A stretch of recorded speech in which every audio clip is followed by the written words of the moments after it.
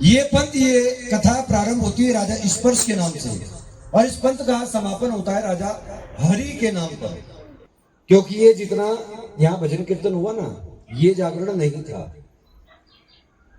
क्योंकि इस कथा को जो कहने का समय है रात्रि का चौथा पहर, जो 4 बजे से लग जाता है। सूर्य उदय से पहले पहले इसका समापन करना पड़ता है। सूर्य उदय के बाद इस पंथ, इस कथा को नहीं कहा जा सकता और ना ही रात्रि के चौथे पहर से पहले से कहा जा सकता। और इस समय तक जगाने का एक माध्यम मात्र ये जितना भजन कीर्तन था, ये आप लोगों को था। क्योंकि खाली बैठकर इस समय तक आप जाग नहीं पाएंगे। तो ये जितना भजन कीर्तन हुआ, ये जागरण नहीं था। असली जागरण अब आपका प्रारंभ हुआ है, जिससे हमें ज्ञान मिलता है कि जागरण पंथ है क्या। पूरी रात्रि में जितने कार्य हमने किए, तो ये क्यों किए, तो इस कथा के माध्यम से आपको इस ज्ञान की प्राप्ति होती है। और इस कथा को कहने का समय ये तारों भरी छांव का होता है। कह दो सच्चे दरबार की। कहते हैं कि धनदान से परिपूर्ण स्पर्श नाम के राजा हुआ करते हैं। बड़ा विशाल राज्य, दुनिया के पास धन संपदा राजा के पास थी, लेकिन मनुष्य की सबसे बड़ी दौलत उसकी संतान, वही राजा के भाग्य में नहीं थी। माँ के नाम का जगन राजा ने रचाया। माँ से प्रार्थना की, विनती की कि माँ आपने मुझे सब कुछ दिया, लेकिन मेरे वंश को चलाने वाला मुझे कोई नहीं दिया। और माँ, अगर मेरे वंश को चलाने वाला कोई नहीं होगा तो मेरा वंश यही समाप्त होकर रह जाएगा। कहते हैं कि माँ जगत की जननी है। दरबार में आए हुए हर भक्त के मन के भाव को जानती है, पहचानती है। कौन सा भक्त कैसी भावना के साथ इस भगवती के दरबार में आकर के बैठा है, और उसके मन के भाव के अनुरूप ये माँ अपने उस भक्त की झोली को भरती है कि ऊंचे सिंहासन में बैठ कर और सबका मुजरा ले, और जैसी जाकी भावना कि वैसा ही फल दे। कहते हैं कि राजा के मन की पीड़ा को माँ ने समझ लिया, दर्शन दिए, वरदान दे दिया कि राजा ने एक संतान के लिए दुखी होता है। जा, तुझे वरदान देती हूँ, एक नहीं 2 कन्याओं का जन्म तेरे घर पे होगा। बड़े प्रसन्न हुए राजा कि माँ, आज आपने जो मुझे अवसर प्रदान किया, बड़े भाग्यशाली वो लोग जिन्हें अवसर मिल पाता है। आपने मेरे भाग्य का उदय कर दिया कि दानों में दान, सबसे बड़ा दान कन्या का दान है। इससे बड़ा दान इस संसार में नहीं बना है। माँ, जो अवसर आपने मुझे प्रदान किया, मेरे भाग्य का उदय कर दिया। बड़े प्रसन्न हुए राजा।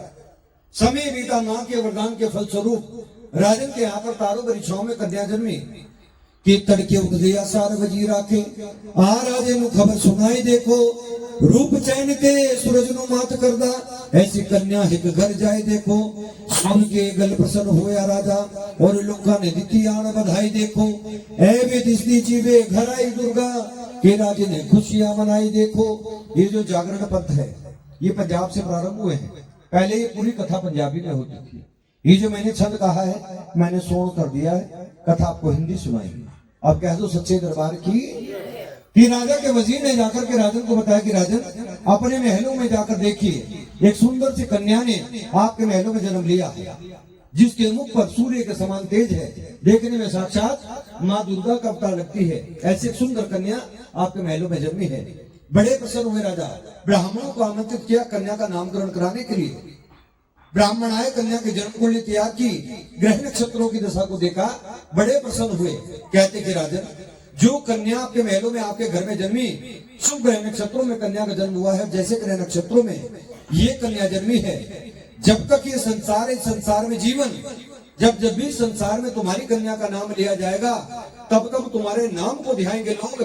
ऐसे शुभ ग्रह नक्षत्रों में कन्या का जन्म हुआ है, और तारों भरी छांव में कन्या जन्म, इसलिए नाम तारा रखा जाएगा। कह दो सच्चे दरबार की। कहते हैं कि नाम तारा रखा गया। माँ का वरदान मिला था 2 कन्याओं का। तारा के जन्म के पश्चात समय बीता, समय के साथ राजन के यहाँ पर एक और कन्या का जन्म हुआ। पहली कन्या की बात फिर से ब्राह्मणों को आमंत्रित किया दूसरी कन्या का भी नामकरण कराने के लिए। ब्राह्मण आए, कन्या की जन्म कुंडली तैयार की, ग्रह नक्षत्रों की दशा को देखा, आपस में विचार विमर्श करने लगे, मुख पर चिंता के बादल। कहते हैं राजन कि ब्राह्मण देवता, जिस प्रकार आपने मेरी पहली कन्या के भाग्य के विषय में मुझे बताया, उसके ग्रह नक्षत्रों की दशा के विषय में मुझे बताया, मेरी दूसरी कन्या के विषय में मुझे बताया, कैसे ग्रह नक्षत्रों में मेरी कन्या का जन्म हुआ, इसका भाग्य कैसा होगा। कहते हैं ब्राह्मण कि राजन, ये जो दूसरी कन्या आपके महलों में, आपके घर में जन्मी है, अशुभ ग्रह नक्षत्रों में कन्या का जन्म हुआ। जैसे ग्रह नक्षत्रों में एक कन्या जन्मी है, आपके वंश के योग्य नहीं है।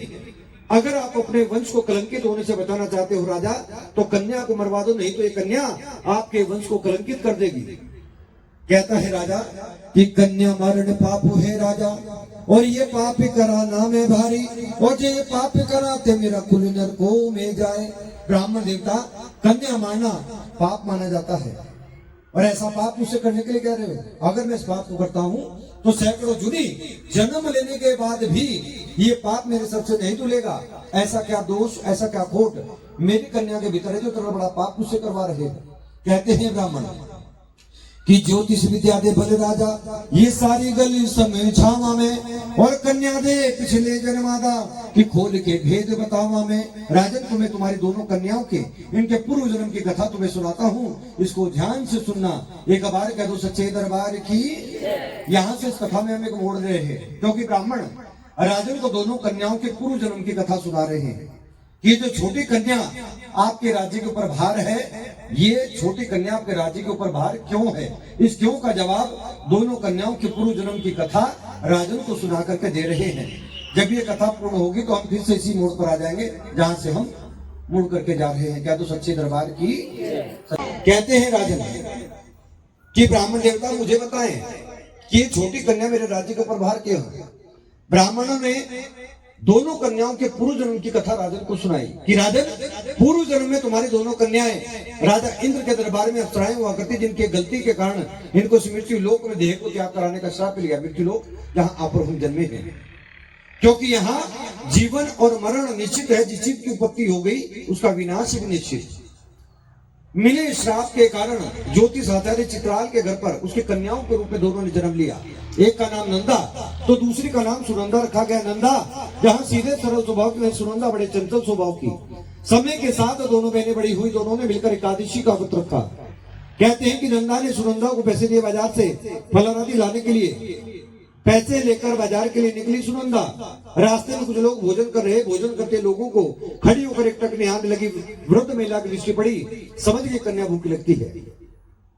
पास खड़े व्यक्ति से कहा, कन्या को भोजन दे दो, कन्या भूखी लगती है। उस व्यक्ति ने एक पत्तल के ऊपर चावल मांस मिश्रित भोजन कन्या को दे दिया, लेकिन कन्या को यह ज्ञात नहीं था कि जो भोजन दिया गया वह मांस मिश्रित था। मन में सोचने लगी कि तुझे यहाँ पर नंदा नहीं देख रही, थोड़े से भोजन का सेवन कर भी लिया तो क्या पता चलेगा। और इसीलिए कहा गया कि मन पे अगर वास हो बुद्धि का तो गणेश हो गया, और बुद्धि पे वास हो मन का तो कलेश हो गया। जब तक अपने मन को अपने वश में रखेंगे तब तक सदा गणेश ही गणेश होगा। जिस दिन इस मन को मार देंगे उस दिन से कलेश सदा के लिए आपका साथी हो जाएगा। क्या तो सच्चे दरबार की। कहते हैं कि जो भोजन का सेवन किया तो ज्ञात हुआ जो भोजन दिया गया मांस मिश्रित था। मन ही मन घबरा गई कि आज महापाप हो गया। काफी देर से घर को लौटी, देरी से आने का कारण नंदा ने पूछा तो उसको बता दिया। सुनते ही क्रोध आ गया, और क्रोध के आवेश में नंदा ने सुनंदा को श्राप दे दिया। क्या जो नीच कार्य तूने किया है तुझे श्राप देती हूँ, जीवन भर सदा कीड़े मकोड़े खाए, छपरी जूनी का श्राप दे दिया। रोने लगी, बिलखने लगी, नंदा के पैरों में गिर गई कि मुझसे जो अपराध हुआ जानबूझ उसका नहीं किया, और अनजाने में हुए अपराध के लिए मुझे इतनी बड़ी सजा मत दो। कहते हैं कि अपनों का दुख अपनों से नहीं देखा जाता। मन पसीज गया। कहती है नंदा कि सुनंदा, मेरा दिया हुआ श्राप टल नहीं सकता। जिस प्रकार इस मुख से निकले वचन वापस नहीं आ सकते, शरीर से निकले प्राण वापस नहीं आ सकते, ठीक उसी प्रकार मेरा दिया हुआ श्राप भी टल नहीं सकता। अगर मेरे श्राप से तो मुक्ति पाना चाहती है तो तुझे द्वापर युग तक भटकना होगा। और द्वापर युग में जिस दिन कोई ऐसा परोपकार का कार्य करेगी जिसमें तेरा कोई अपना हित ना हो, दूसरों के भले के लिए किया गया कार्य हो, उस दिन मेरे श्राप से तुझे मुक्ति मिल ही जाएगी। कह दो सच्चे दरबार की। समय के साथ छपली जूनी में जन्म हुआ, वृक्ष के ऊपर निवास बना लिया, कीड़े मकोड़े खाकर जीवन यापन करने लगी। समय बीता, द्वापर युग आ गया कि त्रेता विच श्री राम जी आलिया, द्वापर विच कृष्ण मुरारी भगवान श्री कृष्ण पांडवों का युग के पांचों पांडव अज्ञातवास पर निकले हुए ऋषि मुनियों का वेश धारण कर रखा, वन वन भटकते फिर रहे, आकर के वृक्ष के नीचे लेट गए, गहरी निद्रा गई। उसी समय मार्ग से माँ की सवारी जा रही, माँ के सेवक माँ के लाल माँ से कहने लगे, माँ रास्ते में कोई भीम काया शरीर वाले ऋषि मुनि लेटे गहरी निद्रा में, और ऐसी अवस्था में इनको लांग कर जाना उचित नहीं होगा। माँ ने स्वप्न में दर्शन दिए, पांडवों जिस स्थान पर सोए हो स्थान मेरा, उठकर स्थान की खुदाई करो, जो धन मिलेगा यज्ञ का आयोजन करना, जो प्रतिमा मिलेगी सुंदर सा भवन बनवाकर प्राण प्रतिष्ठा करवा देना। अगर ऐसा करवाओगे तो तुम्हारा ज्ञातवास समाप्त हो जाएगा, तत्काल पांचों की आंख खुल गई। अपने अपने स्वप्न के विषय में एक दूसरे को बताया, पांचों का स्वप्न एक जैसा विचार विमर्श किया, स्थान की खुदाई की, जो धन मिला यज्ञ का आयोजन किया, जो प्रतिमा मिली सुंदर सा भवन बनवा दिया, प्राण प्रतिष्ठा करवा दी। और उस यज्ञ के भीतर समस्त संसार के ऋषि मुनियों देवी देवताओं को निमंत्रण दिया, लेकिन एक ऋषि को नहीं दिया। उनका नाम था ऋषि दुर्वासा, और दुर्वासा ऋषि को कोई भी अपने शुभ कार्य में नहीं बुलाते थे। जिस समय ऋषि दुर्वासा को ज्ञात हुआ पांडवों ने यज्ञ का आयोजन किया, मुझे निमंत्रण भी नहीं दिया, अपमान महसूस किया, मन में बदले की भावना लिए, पक्षी का रूप धारण कर लिया और चोंच में मरे हुए सांप को उठा लिया और उस स्थान के ओर चले जहां यज्ञ का प्रसाद, यज्ञ की खीर बन रही, खीर के कढ़ाई के भीतर उस मरे हुए सांप को ले जाकर के डाल दिया।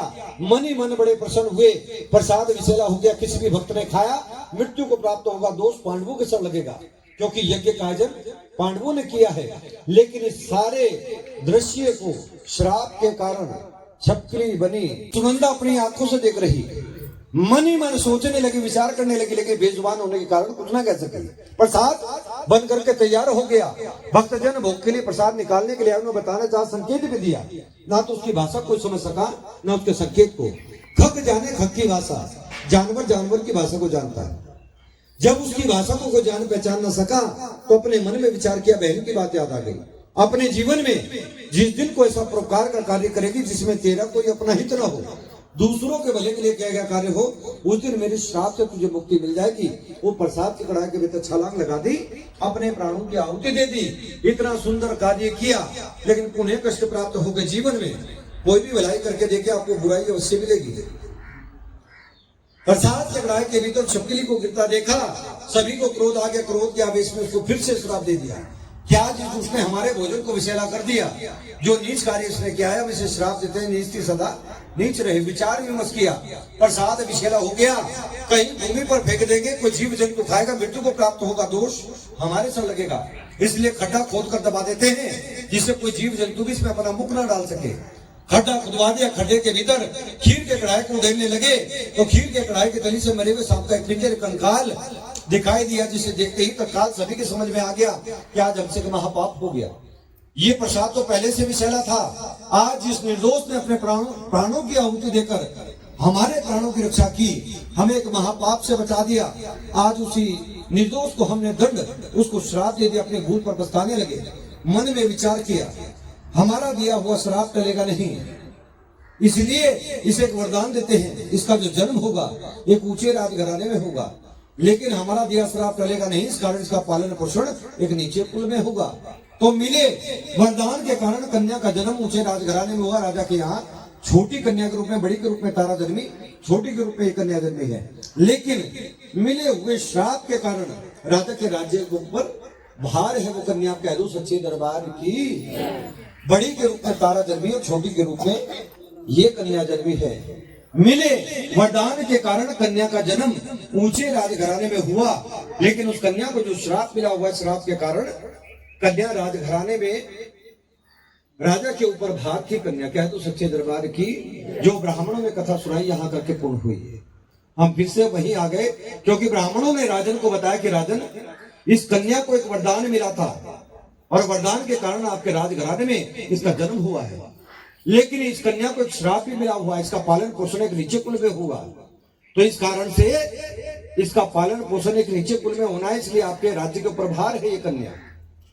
तो कहते हैं राजा कि ब्राह्मण देवता, इस कन्या की हत्या के पाप से बचने का मुझे कोई दूसरा मार्ग बताओ, जिससे मैं इस कन्या की हत्या के पाप से बच जाऊं, संकट मेरे राज्य से दूर हो जाए। कहते हैं ब्राह्मण कि राजन, चंदन की लकड़ी का बक्सा बनवाकर हीरे मोती जवाहरात से जड़वाकर कन्या को बक्से के भीतर रख नदी में जल प्रवाह कर दो। राजन ने ऐसा ही किया, चंदन की लकड़ी का बक्सा बनवा दिया, हीरे मोती जवाहरात से जड़वा दिया और कन्या को बक्से के भीतर रख नदी में जल प्रवाह कर दिया। बक्सा प्रातः काल की पावन बेला घाट के समीप जा लगा।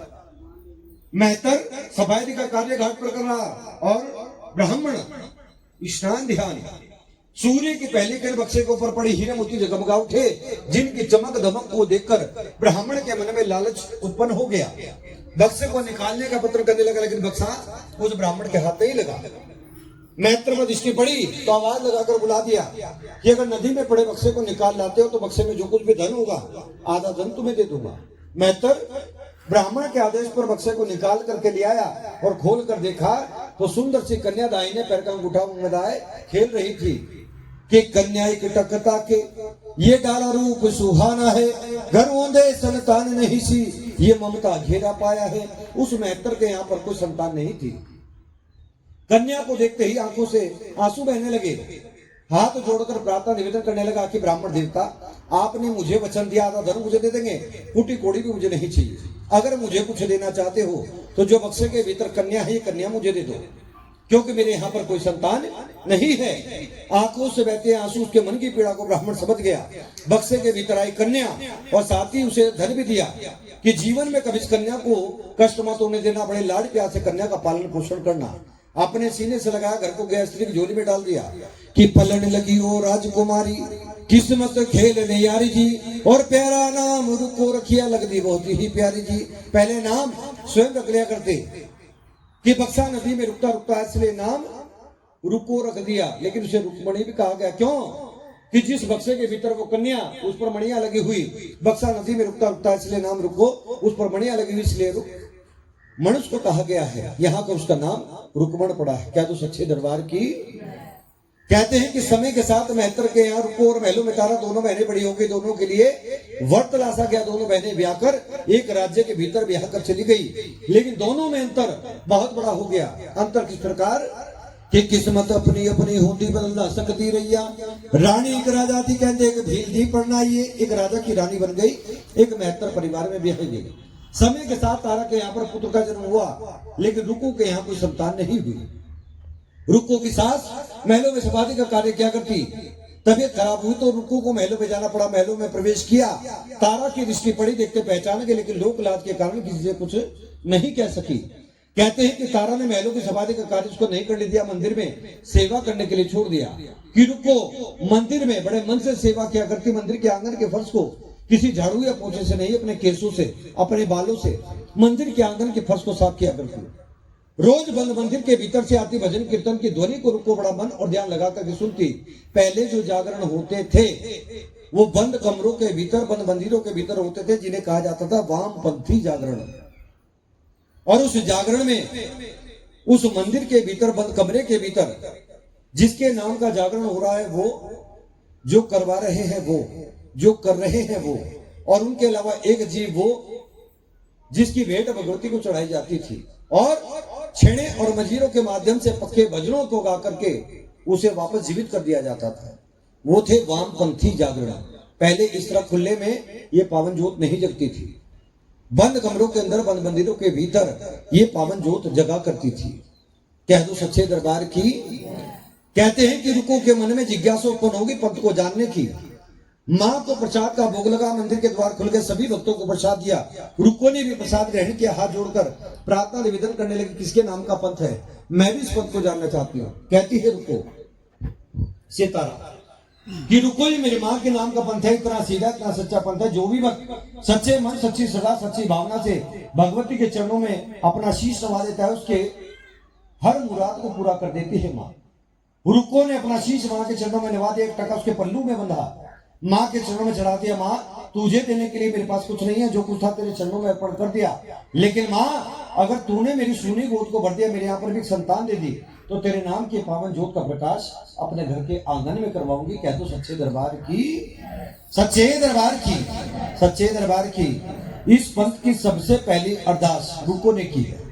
जो एक टका उसके पल्लू में बंधा था, उस एक टके से माँ के चरणों में अरदास करके अपनी विनती, अपनी फरियाद मां से कही है। तो ये रात्रि की तीसरी अरदास जो झोली भरने की अरदास कहलाती है। आप जोड़े सहित खड़े होकर, क्योंकि इस अरदास में नाम नहीं बोले जाते हैं, जो भी इस अरदास को करना चाहते हैं आप दरबार में आएंगे, माथा टेकेंगे, अपनी अरदास जोत से वार करके भगवती के चरणों में अर्पित करके वापस अपने स्थान पर बैठते हैं। इन भक्तों के सर पे सदा मेरी बात रखना कि झूले की ध्वजा बाजेगी नगर, मेरी माई को साधु संत वही प्यारा, जो एक मन चित हो लगाए जयकारा, सोई मेरी माई का प्यारा। बोलो सच्चे दरबार की जय।